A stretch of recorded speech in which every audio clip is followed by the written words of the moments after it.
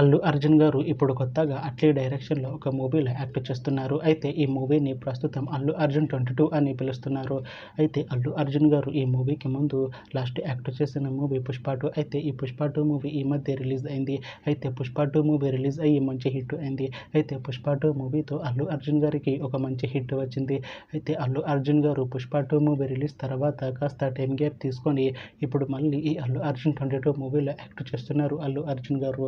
చూడాలి అల్లు అర్జున్ గారికి ఈ మూవీతో కూడా ఇంకొక మంచి హిట్ తనకి వస్తుందా లేదా అనేది మనం ఈ అల్లు అర్జున్ 22 మూవీ రిలీజ్ అయ్యాక చూడాలి. అయితే అల్లు అర్జున్ 22 మూవీలో మొన్రాల్ ఠాకూర్ గారు యాక్ట్ చేస్తున్నారు. అయితే మొన్రాల్ ఠాకూర్ గారు ఈ అల్లు అర్జున్ 22 మూవీకి ముందు లాస్ట్ యాక్ట్ చేసిన మూవీ 'హాయ్ నాన్న'. అయితే 'హాయ్ నాన్న' మూవీ రిలీజ్ అయ్యి 1 ఇయర్ అయిపోయింది.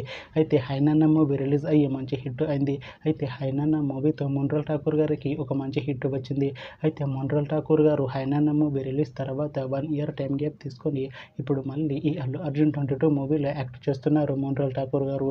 చూడాలి మొన్రాల్ ఠాకూర్ గారికి ఈ అల్లు అర్జున్ 22 మూవీతో కూడా ఇంకొక మంచి హిట్ తనకి వస్తుందా లేదా అనేది మనం ఈ అల్లు అర్జున్ 22 మూవీ రిలీజ్ అయ్యాక చూడాలి.